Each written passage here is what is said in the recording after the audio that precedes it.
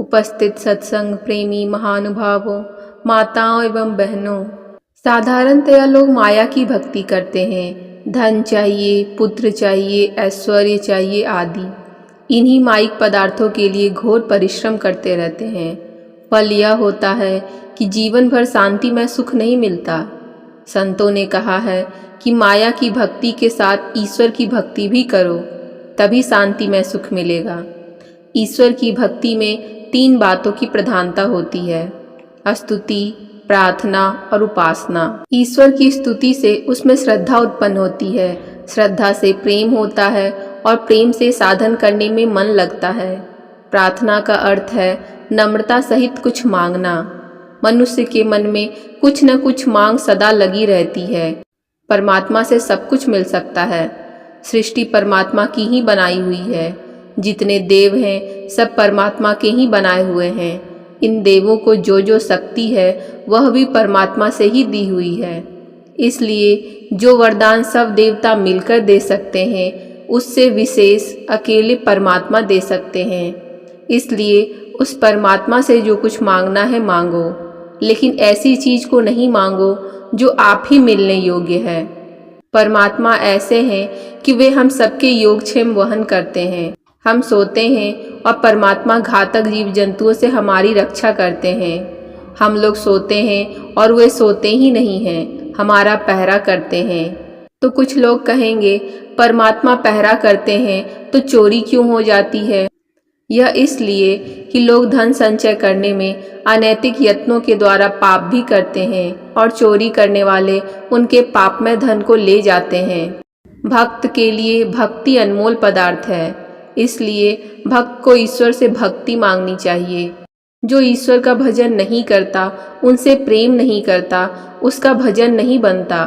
ईश्वर का प्रेमी होकर भजन करते करते भजन बनता है। उपासना जप और ध्यान को कहते हैं। उपासना में यही दोनों बातें खास हैं।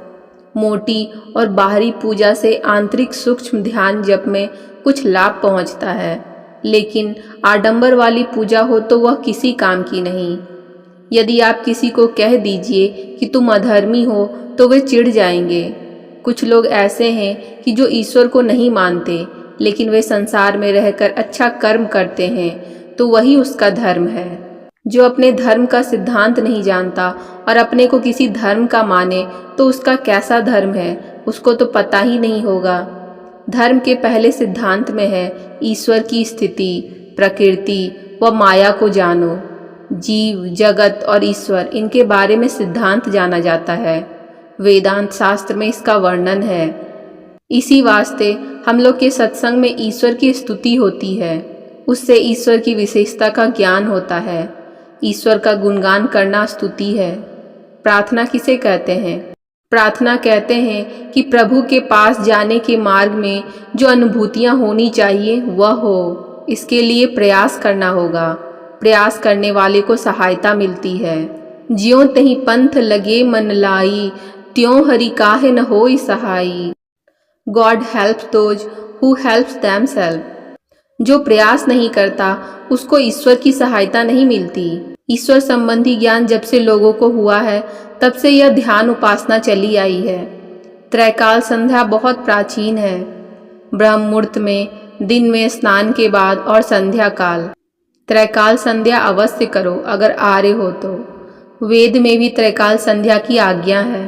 हम प्रातः काल में उस सत्य से जगत को धारण करने वाले प्रभु शक्ति की प्रार्थना करते हैं।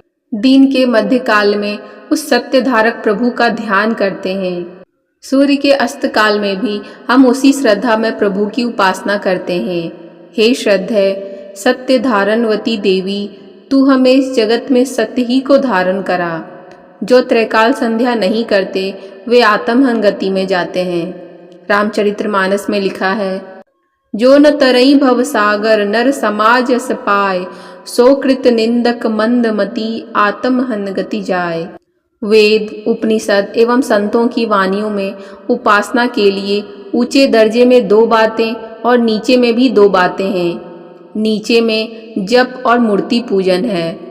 एक बार एक महाशय मेरे पास संथाल प्रगना में आए थे। उन्होंने पूछा कि मूर्ति पूजन करना चाहिए कि नहीं। मैंने कहा मूर्ति पूजन करना भी चाहिए और नहीं भी करना चाहिए। उन्होंने कहा सो क्यों?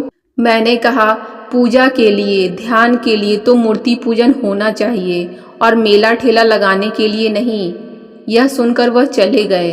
भगवान बुद्ध के जाने के बहुत दिनों के बाद उनकी मूर्तियां लोग बनाने लगे। किसी ने पूछा इतनी मूर्तियां क्यों बनाते हो? तो उन्होंने कहा मूर्ति बनाते बनाते उसका रूप मस्तिष्क में मूर्तिमान हो जाता है और इससे ध्यान में बड़ी सहायता मिलती है।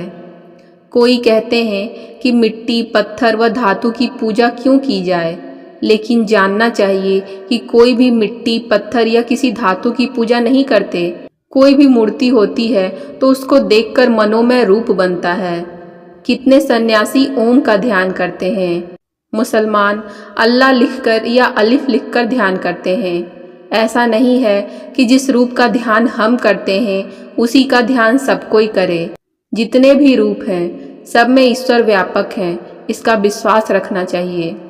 ऊंचे दर्जे में भी दो बातें हैं। अंतर ज्योति को पकड़ो, इसके लिए सांभवी मुद्रा या वैष्णवी मुद्रा का अभ्यास करना होता है। इसको मन से बनाना नहीं पड़ता। जो दृष्टि साधन की क्रिया करता है वही अंतर्नाद को ग्रहण कर सकता है। जो अंतर्नाद की उपासना करता है वही निर्गुण उपासना के योग्य बनता है। निर्गुण शब्द एक ही एक केवल शब्द ब्रह्म है, अर्थात अक्षर परम नाद को ही शब्द ब्रह्म कहते हैं। इसी की उपासना निर्गुण उपासना है। ध्यानाभ्यास द्वारा इसकी प्रत्यक्षता होती है। संसार में ज्योति और शब्द की कितनी महिमा है देखिए। संसार में तारा, बिजली, सूर्य, चंद्र, अग्नि आदि कुछ ना रहे तो विचारिए कि संसार रह सकता है या नहीं। संसार से शब्द को हटा दें तो कुछ काम नहीं चलेगा, किसी देश का शासन नहीं रहेगा। शब्द क्या है? कंप का सहचर है। कंप हो और शब्द नहीं हो, वह शब्द हो और कंप नहीं हो, असंभव है। शब्द के साथ कंप और कंप के साथ शब्द अवश्य रहता है। अपने शरीर में कंप नहीं रहे तो महा मुश्किल हो जाएगी। जिसका प्रभाव संसार में और शरीर में है उसको ग्रहण करने के लिए वेद, उपनिषद और संतवाणी में बहुत वर्णन है। पहले ज्योति पकड़ो। ज्योति कैसे पकड़ी जाती है और शब्द कैसे पकड़ा जाएगा? आकाश में बिजली चमकती है तब ठनका ठनकता है। इशारा है कि पहले बिजली तब शब्द। पहले सूर्य का प्रकाश होता है यानी उषा होती है, फिर अरुणोदय होता है, फिर सूर्य निकल आता है। जिसकी ज्योति है वह पीछे निकलता है। इसी तरह पहले ईश्वर की ज्योति और नाद को पकड़ो, पीछे वह ईश्वर भी पकड़ा जाएगा। मोक्ष मार्ग पर चलने के लिए जागृत अवस्था से चलना होगा।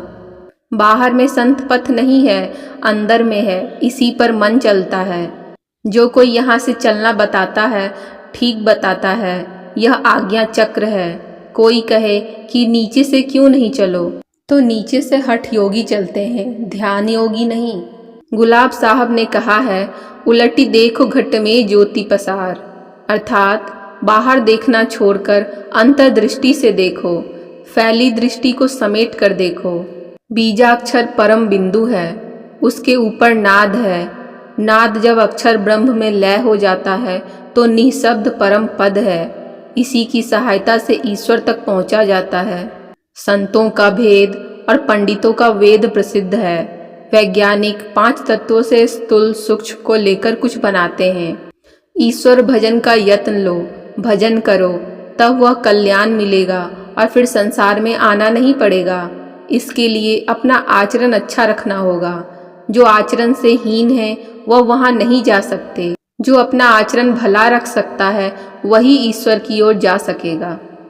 बस आज के लिए इतना ही। आशा करती हूँ आपको यह प्रवचन सुनने में अच्छा लगा होगा।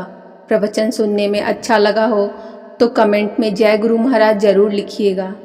मैं ऐसे ही गुरु महाराज के प्रवचन, साही स्वामी जी महाराज के प्रवचन और अन्य संत महात्माओं के प्रवचन और संतमत के भजन आपके लिए लाती रहूँगी। इसके लिए चैनल को सब्सक्राइब करके हमारे साथ बने रहें।